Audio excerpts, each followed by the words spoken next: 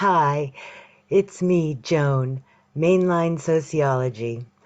And as I listened to what I said in my heart to heart, I realized that, hey, that's a pretty good outline to move forward. And this morning I woke up and I was told, you know, why don't you hit this concept, whatever divides the working class strengthens the overall system? Because if you're brave enough or have enough time or interested in enough in learning about social theory, there's going to be, even at that, some resistance in your mind to this information. And primarily that, gee, by 1880, this group was at least 200 years advanced in the way they could manipulate our pineal gland and our pituitary gland, for one example. And that's just sort of below mind information. And the other part is that, you know, the discovery of America is part of that big psyop. They didn't come here, the conquistadors, this group, and discover a bunch of primitive people running all over the place with buffaloes. They discovered a glorious situation, so many different cultures, beautiful lives of exploration, and a diversity of peoples that were, you know, astounding to them. So these things are just something to put in your mind that, wow, I didn't know that. And the other part I wanted to get out on the table is my reason for mainline sociology is not to serve man. It's to serve something higher than that. And I will get into that later on after I talk about the simple message that I got today: whatever divides the working class strengthens the overall system. Well, we don't think we're divided in our minds. We think, oh, the divisions are out there, right, in the world. That's not me.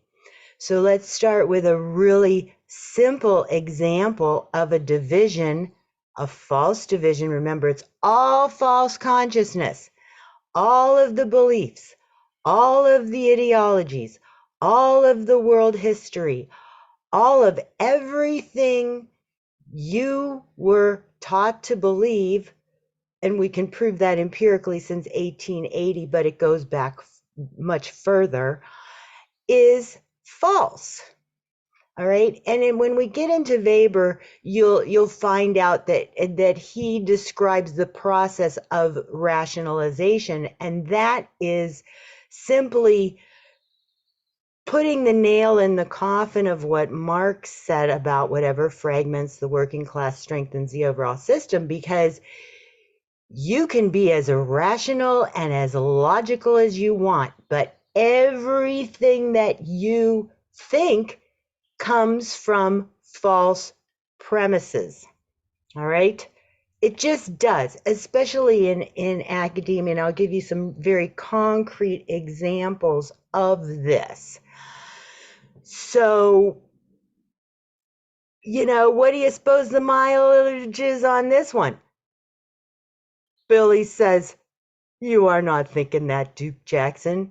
So I don't know what you're thinking."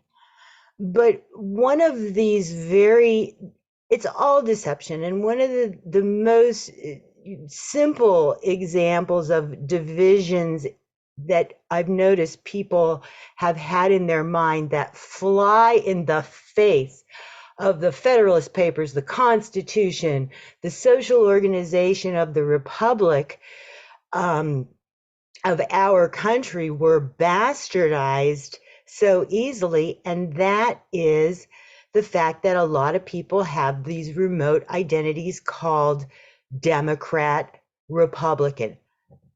I think that no matter what your age is, you've heard those two words, and you believe that those two things are very different. And maybe you've even gone as far as to say that you are one of them. In polite conversation, you'll say, well, I can't talk about that. I'm a Republican. I can't talk about that. I'm a Democrat. Or you don't understand because you're a Democrat, and you don't understand because you're a Republican.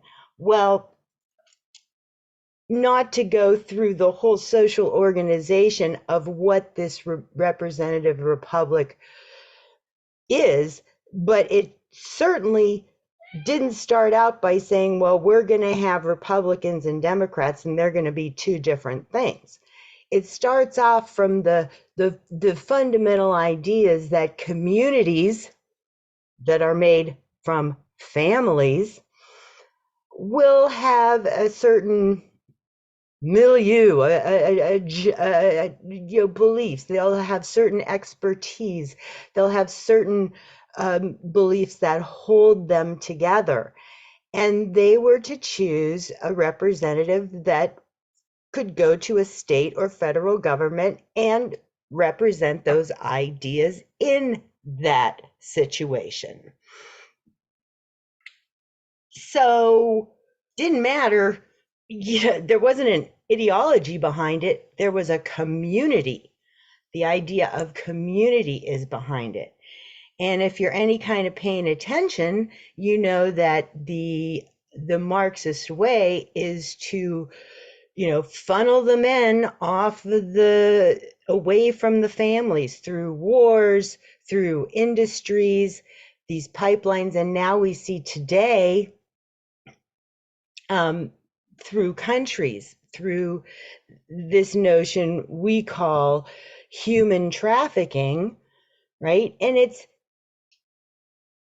that's distinct from child trafficking. Human trafficking is a movement of people away from their communities. Just get that in your head for a second.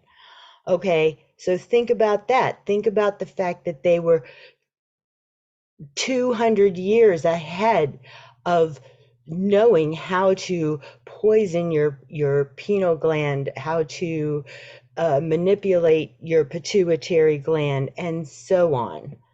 All right, so the whole entire capture operation, or the mirror of what is real, has been playing out for a very long time, and it's supported by the people for whom the slots in academia, industry, um, medicine, and so forth were prepared to fill, as I already said.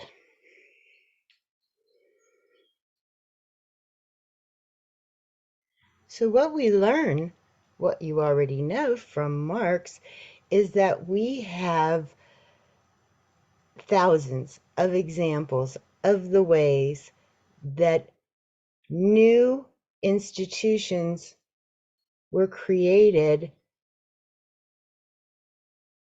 that seem to be reasonable, but actually cause more divides. Let's go back to Martin Luther. And he had all those complaints, and he went and he wrote down these complaints, and he nailed them to the Vatican wall, and he said, you're not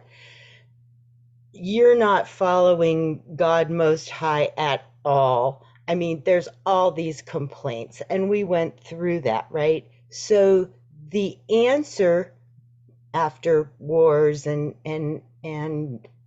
a lot of people getting their heads chopped off, and violence, and all the things that they do to cause confusion, the answer was, okay, well, let's make more religions. See how good we are? You go ahead.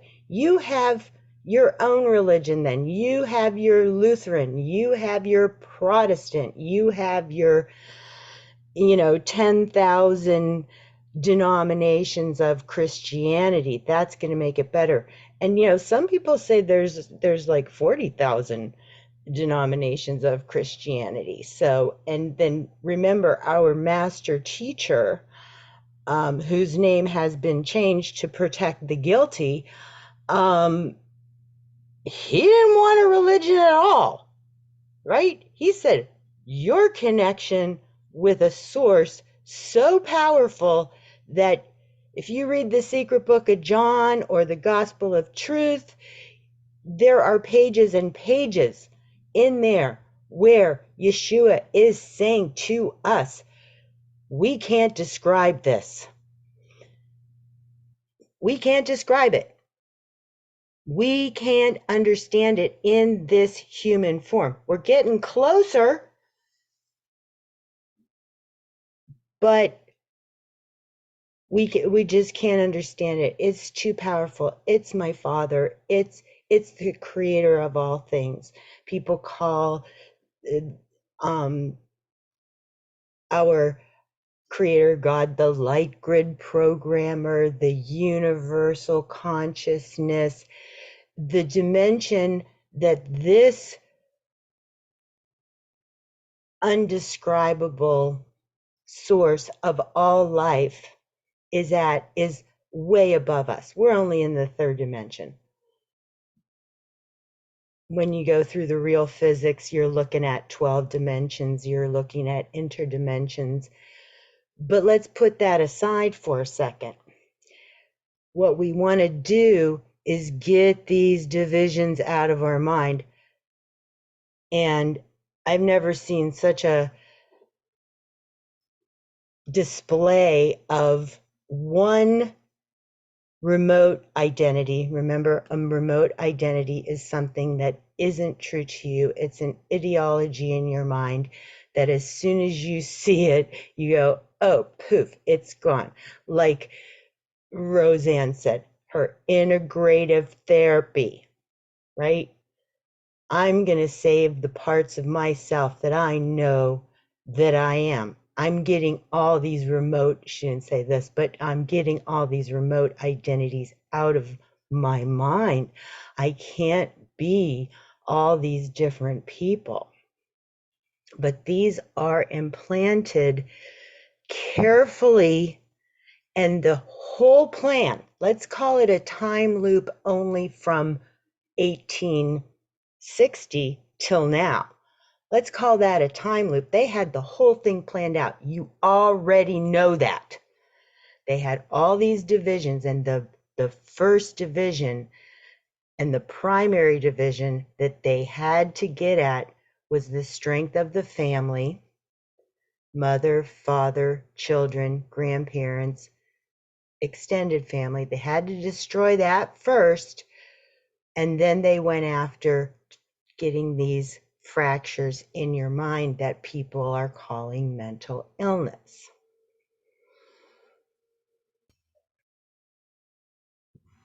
Remember, when you understand Marx straight up, you can see the whole entire sociological and psychological operation as if it happened in a moment.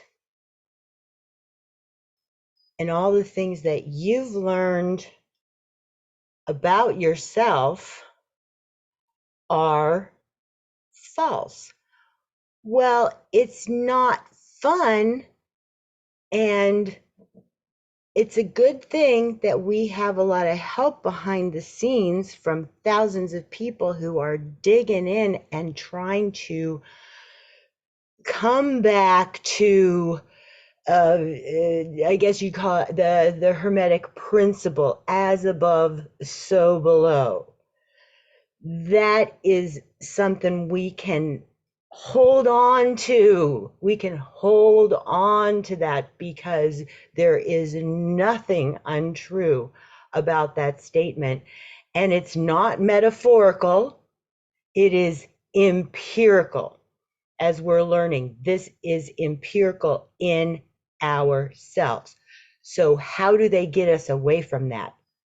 Through division. Division is the only tool. And they do it by sort of telling you the truth. Remember, they know the real physics. We can go back to Plato and look at his drawings of Platonic solids, which are the building blocks for the real cosmology. And luckily, there are real physics classes out there. They don't exist in academia, but I had the opportunity to take one, and I continue on that journey there. Different story, but remember, they knew reality from our perspective in the third dimension. They knew how it worked then, but every single institution and division was designed to hide it.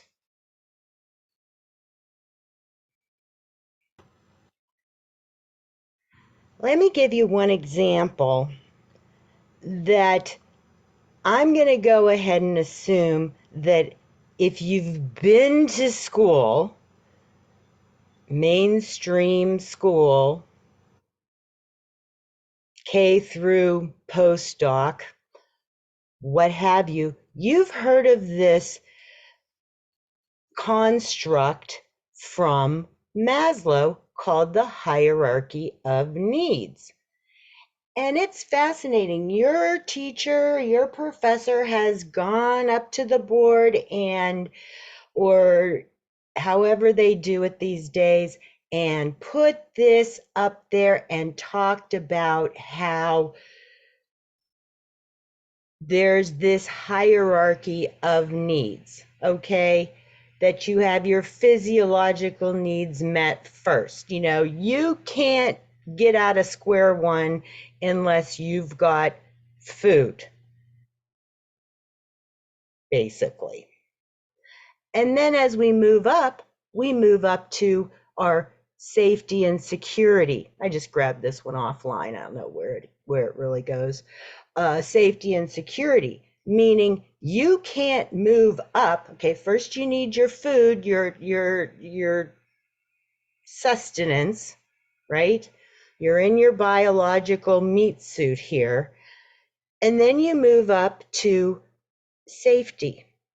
And we know as parents, the most important aspect of being a parent is keeping that child safe, right? Don't run out into the street, even if you have to be mean about it to teach that child not to run out into the street to get hit by a car. You will do that. And security, do I have a home over my head? Am I not in fear about where's my next meal coming from? Am I not in fear about the bank taking my house? Am I not in fear about, can I pay my rent or mortgage? This is a level that you can't move up to the safety and security without, being alive, physiological needs, right? And you can't move up to this love and belonging level unless you're safe in your home, in the environments that you are you find yourself into. So then you're next, your love and belonging. You have your food taken care of, your home is taken care of. So then you can move into this, I belong with I'm on the same page with the people around me. I know what the expectations are. I know that I'm going to make mistakes, but there's going to be love in my heart and in the hearts of another person to either forgive me or teach me what I did wrong. Then we move up to self-esteem. all right? And like my dad used to say, all psychological problems come down to insecurity. And what did he mean by that? He means that we don't, these other levels aren't being fulfilled correctly enough, or maybe there has been betrayal in a love and belonging, or maybe we have found ourselves thrown out onto the street because we lost our job, or we couldn't pay the mortgage, or the property taxes went too high and we just couldn't deal with it anymore, right? So these are betrayals that are, remember, already set up to fail. And so this whole notion of self-esteem, I can get through anything. I can get there, where all that's being chipped away at. Well, then Maslow says there's this last level, self-actualization. And I don't know about you, but I remember being in, like the second year of college or whatever, and the professor was going over this, and I remember that guy dismissing, don't worry about what self-actualization is, because Maslow says you'll never be able to reach that because they're so busy, all these other things, all these lower level aspects are being attacked so much that being self-actualized, being the master of your realm, being the creative intelligence, as Marx calls it, that you are, don't worry about it. He didn't say anything about it. Well, it wasn't until years later, when I was supposed to be teaching it, that I read Maslow, and it's like, oh, most of his work is about self-actualization. That is, he has principles of self-actualization. That's beyond the scope of this, because what I really want to show you is that this hierarchy of needs is a simple mirror, a way to usurp the reality that they at that time knew. And I think that another concept that people are beginning to understand or see is this idea of your chakras. And notice they're also, it looks like they're even using the same colors as the Maslow situation.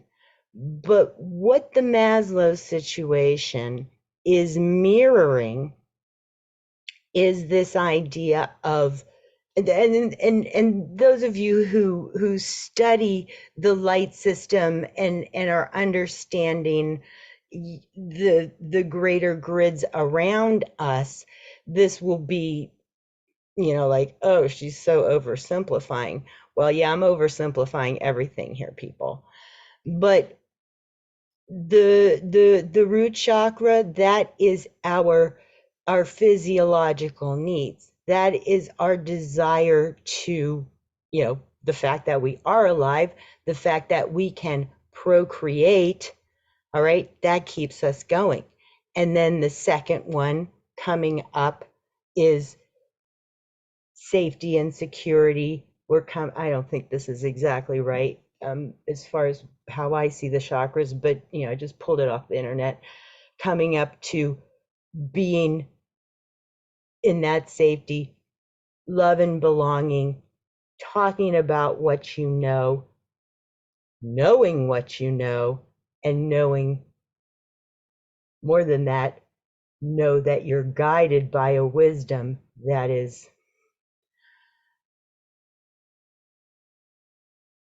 unseen, unimaginable, the collective, what is good.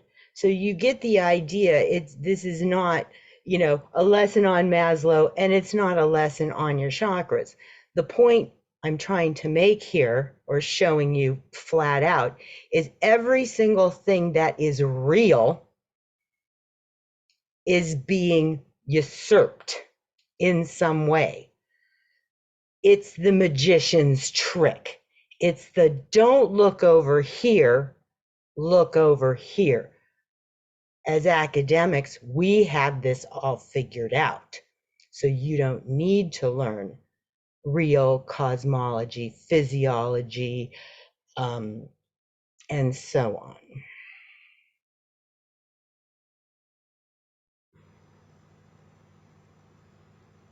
One thing I want to mention is this, and this is a huge, huge subject, but this mirroring of the universal programmer, the God Most High, the unknowable, unseen force of life that surrounds us, is what they want to capture the most. All right. And all these deceptions, through institutional interaction and ultimately making your mind fracture, is their goal. That's how we know we're in the end game. Now, as I said, the names have been changed, but I think this is Ion, or who we know as John the Apostle. And in his writing, specifically in the Gospel of Truth, the Secret Book of John, and the Origins of the World,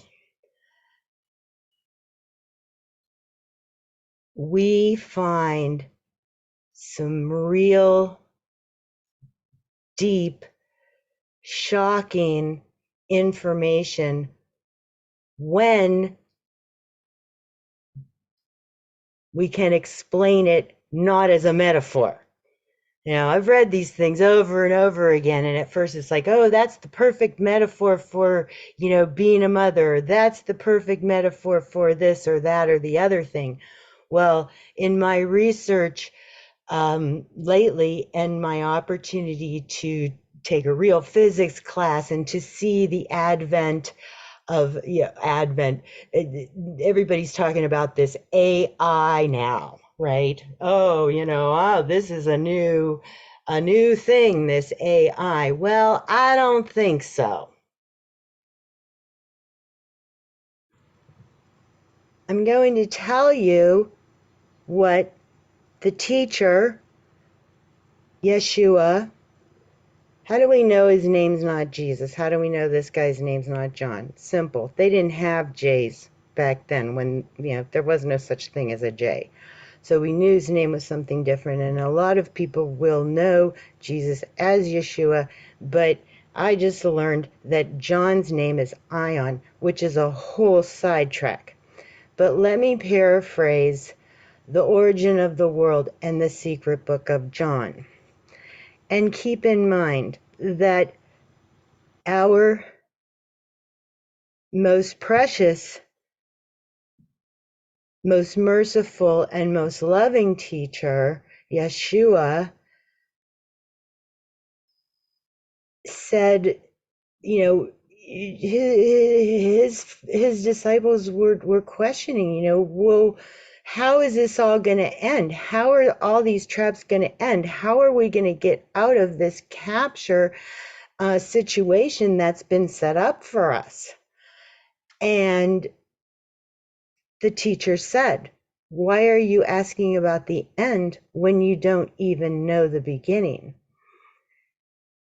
And that's very deep, and that is very true. So I can't tell you the beginning, but I can tell you what this messenger, this disciple, this teacher said about it in the Gospel of Truth and the Secret Book of John and the origins of the world in a nutshell. All right. So in the beginning, there was God. And he, he was alone. We don't know, but we can imagine that he was alone, because so what he did was he created thoughts. And these thoughts, they call them first thought, and each thought has a name. But each of these thoughts, or call them duplicates of his own self, he would create these other realms. Okay. And so one of these realms, and each of them, every time they burst into being, they'd say, "Oh, thank you. Now I can create, help you create wonders, and we can, expand, and we can birth forth life." That's not what they said, but they said, "Thank you. I will always remember you. I will always remember that it is out of love and light that I am created for more exploration for people like me and people like you." And these things are just unending, unknowable, but we know who we are, right? We know we're here looking at trees, saving cats, doing what we want to do, hopefully. All right. But so everybody did that. Every time he created somebody or some realm or something like him that could help him and be with him, they would thank him and praise him. Well, there was this one, and I think they call her Sophia. Well, she's like, "Okay, thank you so much. Okay, I'm going to go do my thing." Sweetie, "I'm going to go do my thing, and I'm going to serve you, and I love you so much." And she went on to create a world. Well, she had a son, because they could create duplicates too. If you're catching the meaning here, that all first thought, all these realms could create just like God, right? Just like the true, mighty, all-powerful source of all there is, that nobody knows what it is. But Sophia, well, she had a son. Well, she forgot to mention that, "Oh, you come from this source most high, and these are the principles of love and light and exploration, and let's see where this goes." But we always have our perfect reverence for him who created us first. Well, she forgot to mention that, and that's how we got into this whole mess, in my opinion. Okay. And her son's name was Yaldabaoth. So maybe you can see where that is going. Well, according to the story, she tried to say she was sorry because her son went off the rails and created all these realms of horror and, pain and death and betrayal and yuckiness. And she's like, And God's like, oh no, what a mess. But he already said this Sophia had all the powers that he did, can't no take backs kind of thing. And so she tried. I mean, she's like, I'm so sorry. And she tried to tell her son, there's something higher than you, and there's something higher than me. And we have to honor that. But it was too late. There was already all this chaos going on. Well, I mean, I know it's a stretch, but that's honestly where this whole thing comes from. This whole idea. Well, how long that would be. Okay, so the point that I'm making, and I know it's a stretch, but the point I'm making here is that Sophia and her subsequent creation, because it wasn't just Yaldabaoth had that same power because they all had the same power of Source Most High way back then, right? Who knows what that guy did? I mean, that's a whole, I mean, we can kind of get it, an idea when we learn just what's going on now and what has gone on in our lives that we have been deceived from knowing that we know now. But for our intents and purposes, just like Marx didn't have a real word for a robot, dead labor force,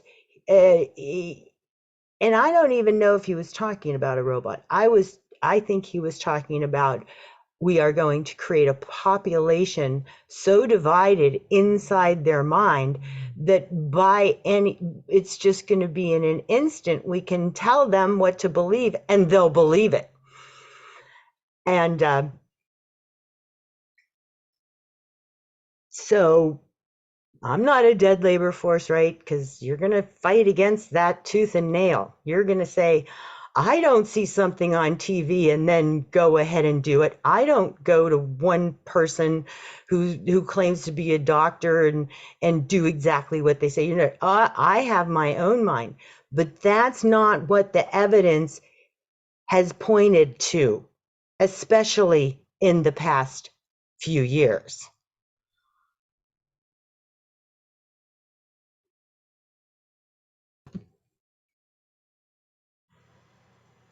If you're just kind of wondering what did happen in the last few years that provides such empirical evidence for the dialectic working so well to fracture us in our minds, remember, it goes back further. And I'm talking about a medical situation. Now think of it as a time loop. We didn't know that by 1880 there had been hundreds of years and thousands of people getting their brains cut apart, being studied down to the kind of metal that's going to be the most effective in taking away those higher levels that Maslow talked about, that the third eye chakra talks about, okay? Eliminating those. Very long con. So we go from butchering people, capturing hundreds of thousands, if not millions of people into these asylums, and then rebranding them and calling them hospitals. And I talked a little bit about how the advertising or sociology worked to cement that into your mind, okay? As people were, living longer here in the United States, despite the wars, despite the things, they'd, oh, now we can go to doctoring, my son got a big job in industry. There's all these advances, so I'm going to start going to these charity hospitals slash asylums slash clinics to, and I'm going to do what the doctor said, right? Oh, you're having a heart attack because you eat butter. Okay, eat this plastic stuff with food coloring in it. That's better for you. And there were whole campaigns of advertising, promise margarine and then the fake crop of canola and so on. Okay, all based on, call it Rockefeller research of taking real food and making oil-based food. So, changing the mode of production, as Marx would say. So we relied on hospitals. So what's the psyop, Joan? The psyop was, yeah, hospitals are so good and doctors are so smart and you're so sick, but uh-oh, it's too expensive for you. It's too expensive. By 1970, let's say, if you went to the hospital and you didn't have, $30,000 to pay for an operation, they kicked you to the curb. This caused a social movement into people saying, hey, we want our health care. You see how that is us fighting for our own enslavement, right? And the more we fought about it, the more this group said, hey, you're right. Everybody should have the opportunity for health care. Everybody's so sick. Everybody needs medication. They jumped right into, well, if you want to go to school, then you need all these vaccinations to get there. Right? If you remember, maybe you put your child into school and they said, well, where's the vaccination card? That's a true thing.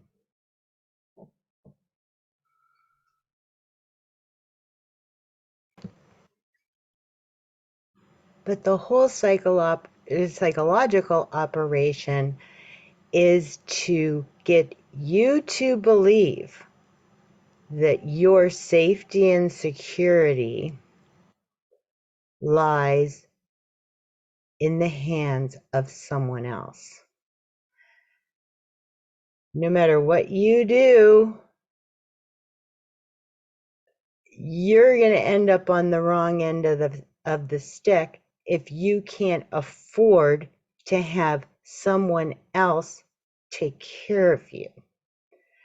This con goes back to, in my own research, metaphorically speaking, of the thousands of tapestries and art and the art of the so-called Middle Ages or medieval. They weren't all the way to evil like they are now. They were just medieval.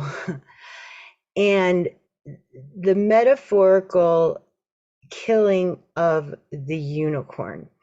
If you take the idea of the third eye or our connection to a knowing that's far beyond us, far beyond,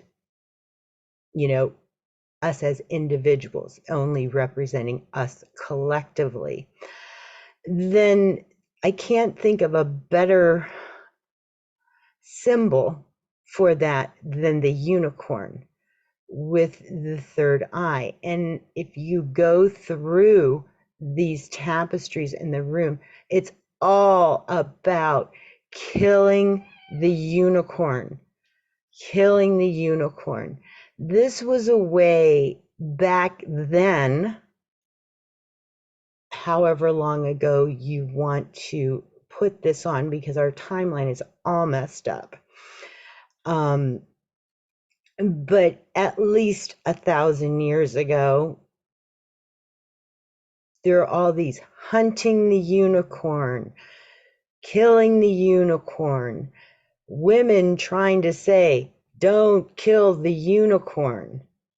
You know, it was a way of them telling you, we're killing this unicorn way back then. Well, let's call killing the unicorn melting down beautiful, glorious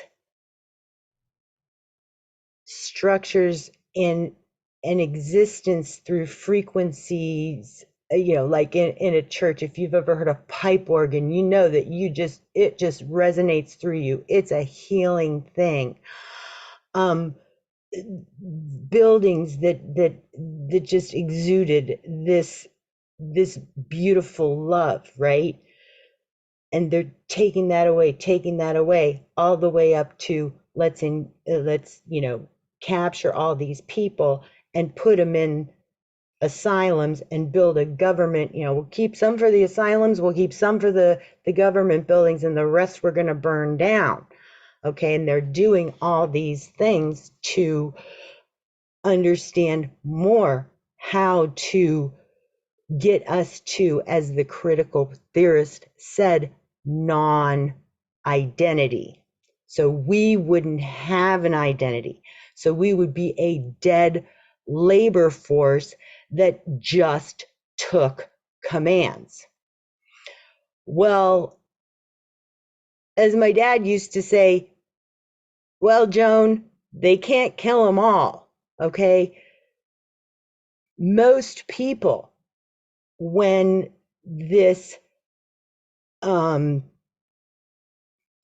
illness came on the scene, most people are like, well, yeah, every year we have some kind of a flu, and some people get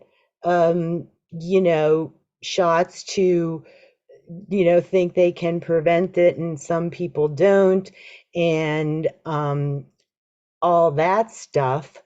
But we know that every single year with these flus, tens of thousands of people die and are sick, especially older people, because they're just not as strong, right? That happens every single year. How come this time they said, stay home? How come this time they said, wear a mask? How come this time there were people saying people who don't get a shot should be incarcerated and put into camps? Why? Because it's the final blow. And it just really goes back to what I said about they just run tests. How obedient can we make them? How much can we pull the wool over their eyes? Yeah, we gave them Maslow. They forgot about the chakra system for 100 years. Na, right?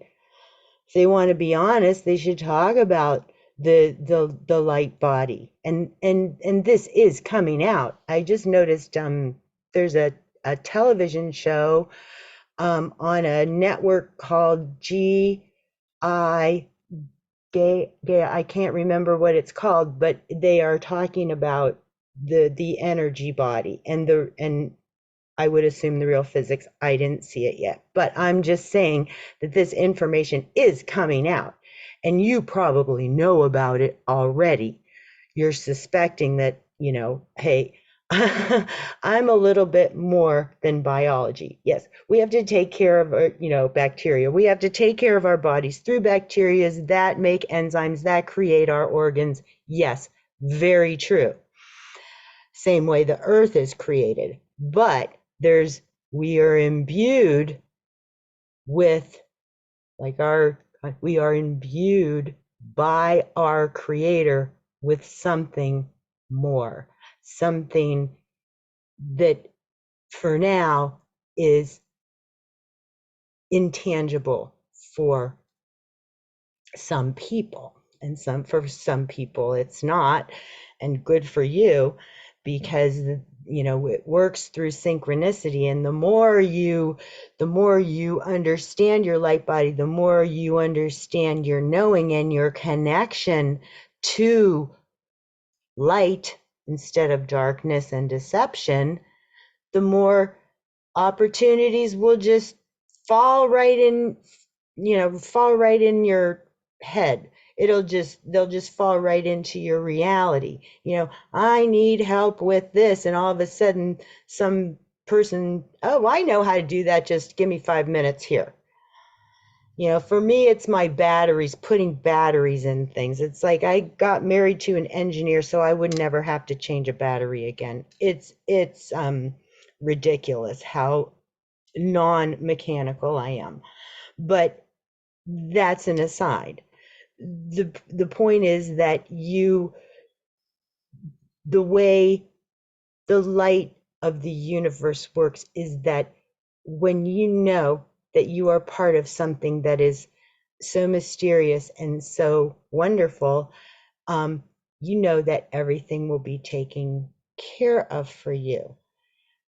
So running these simulations of how many people do we have believing in this psyop? How many people do we have that didn't know that 200 years ago we could hack into your brain, and that everything that we do through industry is through industry and through advertising and through education and through politics and all these things? How many people are really buying into this? And then once they determine that, how can we keep them in that loop, that false consciousness? And how can we demonize or destroy or discredit people who are not into it? And that's what's going on. And what we need to know is we can get out of it if we get out of our remote identities, right? I'm not a big doctrine person, as you can imagine, but I know an awful lot about the field of medicine for many reasons. I'm not an advertiser for anything, but I know an awful lot about advertising. And, if it's got to be clean, it's got to be tied. That one hit me because, it was very hard to keep a 7-year-old in a clean white shirt that he needed to wear for school. Okay. So just letting go of these remote identities is very hard. But my area that I want to tell you about, because I know so much about it, is education. And in education, what we have are divisions. Okay, remember, if you don't hear anything else I say, learn this. Division is the only tool that the enemy can use against us. By enemy, I mean the one causing deception, causing attachments, to false things like institutions. In education, it's division, division, division, division. Because you're 6 years old, you belong in first grade. Because you're 8 years old, you belong, so on and so forth. I don't know about you, but I know a lot of 6-year-olds who I would put at far greater capacity to learn than 30-year-olds I know. Okay, and I'm sure you do too. So right there, we're divided by age. Now get into your higher levels. Well, let's go to high school. High school is a good example. Remember, whatever fragments the working class strengthens the overall system. So what happened in high school? I don't know about your high school, I'll just use mine. We had these groups. Oh, what were the names of them? It's like you had the surfers, you had the stoners, you had the low riders, you had there's like these divisions in like you hung out with these people and those people, right? Okay, how did that strengthen the system of education?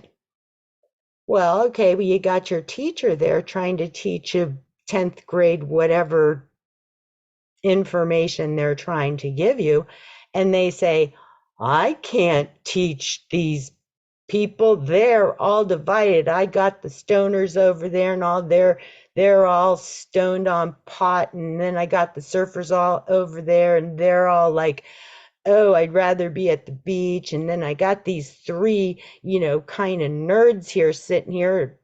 I'm supposed to teach to the three. Well, that's what you're supposed to do, but that are paying attention, but they didn't. They're just saying it's such a mess. Just do whatever you want. Of course I can teach, and that is still today. I know educators, and what they say is, oh yeah, you can't teach them anything. There's nothing there to teach. And if you want to know about that, there's a movie you can watch called Stand and Deliver. And it is about a gentleman who was a teacher in a poverty-stricken area of Los Angeles, and he got his math group up to national level. Yeah, they're just like, because when you go in as a teacher and you expect, I mean, I expected everybody to understand what I was saying because I knew they could, but and that is the way you teach. Okay, you expect that people can learn, and he did. And he was, well, what about his colleagues? What about all these years that all these teachers in these inner cities across the country, remember it's called Unified School District for a reason, and they're saying, well, we already know that this population is of lower intelligence. We already know that they're so violent. We went through that of how certain groups were depicted back then. Well, he just shattered that whole illusion. So what happened to him? Well, you can watch the movie, but if you're halfway following along with mainstream, you can pretty much guess what happens to people like that. They make everybody look bad, right? Just like C. Wright Mills did. C. Wright Mills called everything right out to the carpet, and he made everyone look bad. Well, when you go to Weber and then subsequently Durkheim, you will learn, it's why I said, just because somebody's smarter than you, somebody's better at your job than you are, that doesn't mean you can kill them. And people probably were like rolling their eyes. It's like, well, of course you don't kill them. Well, read Weber. Weber will tell you exactly why it's rational to get rid of those people. And then, Durkheim, how to measure them. So this is a very common practice in these higher level controllers, whatever you want to call them, in their mind. And they've been at it for a lot longer. I'll leave you with that. They've been at this for a lot longer than what you think. And the good news, if I could make any comment, I mean, go out to the universe and Joan, go ahead. But I know from reading the gospel of truth and the origin of the world that Sophia and her subsequent creation, she's crawling on her knees just like I am back to source to say, I am so sorry that I made these mistakes and that I caused such suffering for your children. And eventually I'm thinking, I'm hoping, I'm praying that it actually happened. That she, even if she so disobeyed the source, that she herself decided, well, maybe I can't get back in with the greatest light, the infinite creator. Maybe I can't, but maybe I can help the mess that I created. Just a thought. Joan out.